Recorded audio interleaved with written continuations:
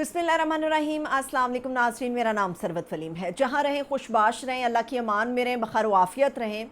परिंदा पर नहीं मार सकता, कोई आदमी प्राइवेसी के साथ बात नहीं कर सकता, मगर इमरान खान के पास मोबाइल फ़ोन चला गया और उस मोबाइल फ़ोन के ज़रिए इमरान खान साहब जो अपने बेटों से बात करने के लिए अदालतों के अंदर दरख्वास्तें दायर करते फिर रहे हैं, अपीलें करते फिर रहे हैं कि खुदा के लिए मेरे बेटों से वीडियो कॉल नहीं तो ऑडियो कॉल के ऊपर बात करवा दी जाए, तो बताया जाता है कि जैमर्स लगे हैं, सहूलत मैसर नहीं आ सकती।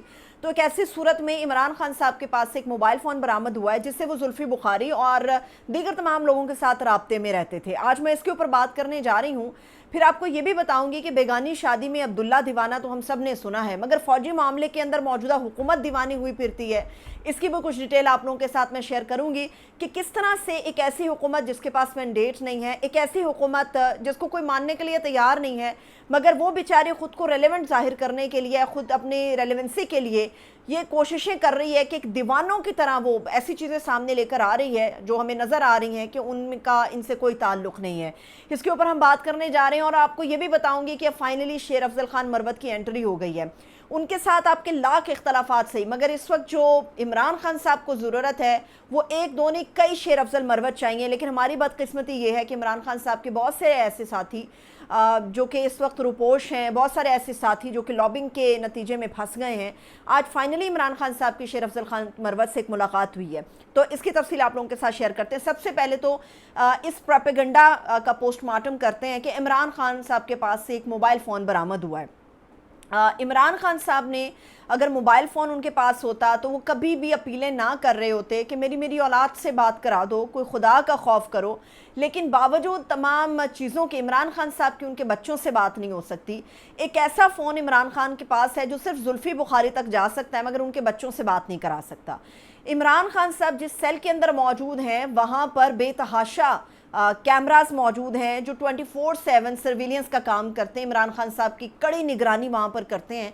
इमरान खान साहब की बैरक जहाँ पर है वहाँ पर कोई परिंदा पर नहीं मार सकता, इतनी सख्त निगरानी है, इतनी ज़्यादा तादाद में फ़ोर्स उनके आसपास रहती है और इमरान खान साहब को किसी दूसरे कैदी से मिलने की इजाज़त नहीं है, हत्ता कि वो अपनी एक बैरक और एक अहाते के अंदर ही मौजूद रहते हैं।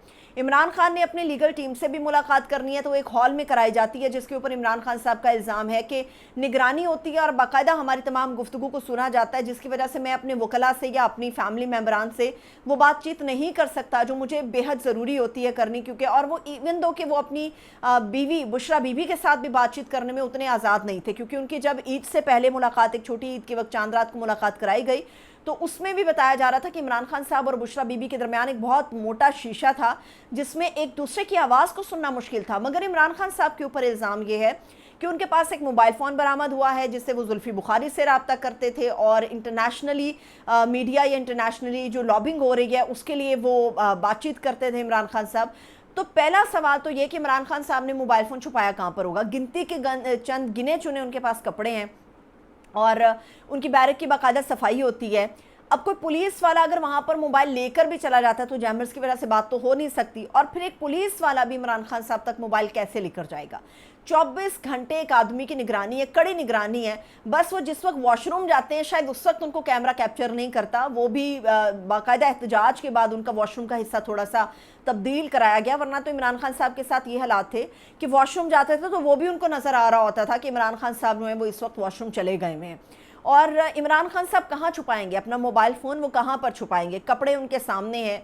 अब अंडरगारमेंट्स के अंदर तो इमरान खान साहब अपना मोबाइल छुपाने से रहे और बाकायदा पूरी सफाई होती है उनकी बैरक की, खाना तक भी उनको जेल के किचन से कैदी के हाथ का बना हुआ जाता है।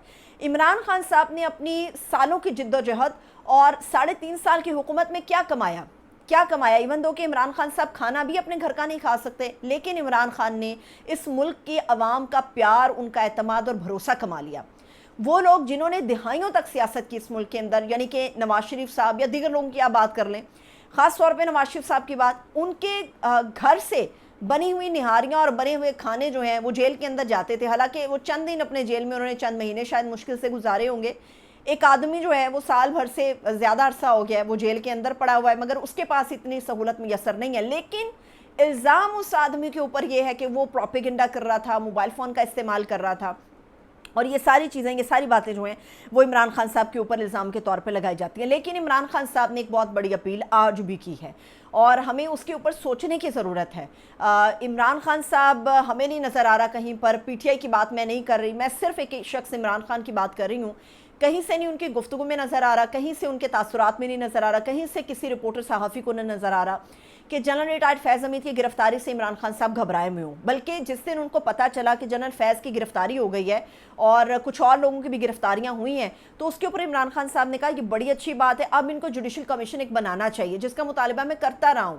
اگر عمران خان صاحب کے دل میں جھول ہوتا یا ان کے دماغ میں ایک بات چل رہی ہوتی کہ بھی ہم لوگ اس 9 مئی کے انسیڈنٹ میں ملوث ہیں، تو اس میں کبھی بھی عمران خان صاحب جوڈیشل کمیشن کا مطالبہ نہیں کرتے. وہ آج بھی یہی کہہ رہے تھے کہ جوڈیشل کمیشن آپ لوگ بنا لیں، دیٹس آل، معاملہ جو ہے وہ حل ہو جائے گا، کوئی فرق نہیں اس سے پڑنے والا. لیکن حکومت جان بوجھ کے عبداللہ دیوانی والا کردار ادا کر رہی ہے، کوئی لینا دینا نہیں ہے حکومت کا. اس وقت جو ہے وہ 2 مضبوط فریق ہیں، ہمیں یاد رکھنا چاہیے. ایک عمران خان ہے اور دوسری ہماری آرمی ہے، یا آپ اسٹیبلشمنٹ کی بات کر لیں. تیسرا فریق حکومت ہے جو جان بوجھ کے اپنی ریلیونس کو شو کر رہی ہے. لیکن ہمیں اس پورے کھیل کے اندر حکومت کا کوئی کردار یا حکومت کا کوئی لینا دینا نظر نہیں آ رہا. ایک بلی تک تو عمران خان کی بیرک میں برداشت نہیں ہوئی.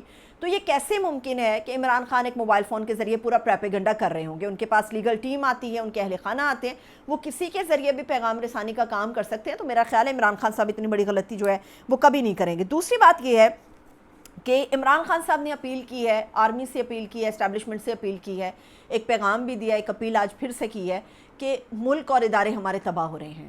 ہمیں ایک دوسرے سے بات کرنی چاہیے، ورنہ جو بھی معاملات ہیں ان کو حل کی طرف لے کر جانا چاہیے، وہ انتقام کے اندر نہیں جانے چاہیے. اور ہر قسم کی عمران خان صاحب جو ہیں وہ اس کے لیے تیار ہیں کہ جو بھی تفتیش ہونی ہے، اور عمران خان صاحب تعاون بھی کر رہے ہیں. ان کے اوپر اب تک جو کیسز ہیں ان کو لے کے عمران خان صاحب تعاون بھی کر رہے ہیں. مگر وہ بار بار یہ اپیل کر رہے ہیں کہ خدا کے لیے کسی ایک شخص کے گرج کے اندر پورا ملک جو ہے وہ داؤ پر نہیں لگنا چاہیے. ہمارے ادارے جو تباہ و بربادی کی طرف جا رہے ہیں وہ نہیں جانے چاہیے. میں نے کل اپنے ویلاگ میں آپ کو بتایا تھا کہ ثاقب نثار صاحب جو ہیں، ہمارے جو سابق چیف جسٹس سپریم کورٹ رہ چکے ہیں، ان کا کردار جنرل فیض حمید کے ساتھ موجود ہے. کیونکہ جنرل فیض حمید کے اوپر جو بہت بڑا case top city housing society کا ہے، اس کے معاملے کے اندر جسٹس سابق چیف جسٹس ثاقب نثار نے اس سوسائٹی کے مالک کو اپنے چیمبر میں ذاتی حیثیت میں بلا کے بہت ابیوسو لینگویج اس کے لیے یوز کی اور اس کو ڈرایا دھمکایا باقاعدہ طور پہ، اور ان سے کہا کہ میں اپنے سارے تمہارے کیسز اپنے پاس لگا لوں گا. یعنی کہ ان کو یہ کہنا تھا کہ فیض حمید کی بات کو مان لو، اس ٹاپ سٹی والے معاملے سے سائیڈ پر ہو جائے اور جو ان کی ڈیمانڈز ہیں اس کو تسلیم کر لیا جائے. تو اب ثاقب نثار صاحب جو ہیں انہوں نے کہا کہ جی میں تو کسی چیز میں انوالو نہیں ہوں. میں نے آپ کو کل بھی بتایا تھا کہ ثاقب نثار کے اچانک سے بولنے کی بہت بڑی وجہ ہے. اور آج جو عطا تارڑ صاحب نے پریس کانفرنس کی ہے، جو کہ انفارمیشن منسٹر ہیں، اور اپنی پریس کانفرنس میں انہوں نے بتایا ہے، واضح بتایا ہے کہ ثاقب نثار کے پاکستان آنے پر ثاقب نثار کو گرفتار کیا جائے گا، وہ بھی اکاؤنٹیبل ہوں گے. لیکن ہر وہ شخص اکاؤنٹیبل ہونا چاہیے جو کسی نہ کسی طرح کرپشن کے معاملات میں انوالو رہا. اب بات یہاں پر یہ آتی ہے کہ جی عمران خان صاحب کے اوپر یہ بھی الزام ہے کہ عمران خان صاحب نے ملک کے اندر دہشت گردی کو ایک فروغ دیا، کیونکہ طالبان کو واپس لانے میں عمران خان صاحب کا کردار ہے. سب کو یہ یاد ہونا چاہیے کہ ایک پہلی بات تو یہ کہ کچے کے ڈاکو ہیں، ان سے بھی بات چیت کرنے کے لیے قومی دھارے میں لانے کے لیے باتیں ہو رہی ہیں. پھر بلوچستان کے اندر جو علیحدگی پسند لوگ ہیں جنہوں نے ہتھیار اٹھائے ہوئے ہوتے ہیں، وہ اپنے ہتھیار گراتے ہیں، تو ان کو بھی قومی امن دھارے کے اندر جو ہے وہ شامل کیا جاتا ہے. تو کیا ایسی وجہ ہے کہ وہ لوگ جو کسی نہ کسی طور طالبان کے ساتھ منسلک رہے یا طالبان ہیں، اور اگر ان کے ساتھ کچھ معاملات طے ہوئے تھے، جو کہ عمران خان صاحب بار بار کہتے ہیں کہ ان کے ساتھ معاملات طے ہوئے تھے کہ آپ کو باعزت طور پہ رکھا جائے گا، تو کیا وجہ ہوئی کہ ان کی عمران خان صاحب کی حکومت گرانے کے بعد موجودہ جو گورنمنٹ پہلے پی ڈی ایم سیشن کے اندر آئی، پھر کیئر ٹیکر سیٹ اپ آیا، کیا ایسی وجہ تھی کہ ان مطالبات کو تسلیم نہیں کیا گیا؟ یا تو یہ پوری چیزیں پبلک ہونی چاہیے. ایسا نہیں ہو سکتا کہ عمران خان ہو یا موجودہ حکومت ہو تو کوئی بھی چیز ہے اس کو پردے کے اندر رکھ کے تو واپس اپنے پاس رکھ لیں اور عوام کی آنکھوں میں دھول جھونکتے رہیں اس امن کے نام کے اوپر. تیسری بات یہ ہے کہ کل نواز شریف صاحب نے ایک پریس کانفرنس کی جو بغیر صحافیوں کی تھی اور ٹوکے دار پریس کانفرنس تھی، جس میں مریم بی بی ایک پوسٹر کے طور پہ بیٹھی ہوئی تھی، موجودگی تھی ان کی، لیکن وہ ایک شب نہیں بول سکی. معاملہ یہ ہے کہ نواز شریف صاحب جو ہیں جو آج وزیر اطلاعات باتیں کر رہے تھے عطا تارڑ صاحب کہ دیکھیں نا عمران خان نے فوج کے خلاف یہ معاملہ کیا، فیض حمید کا ایک پورا نیٹ ورک تھا جو عمران خان صاحب کے لیے کام کرتا تھا.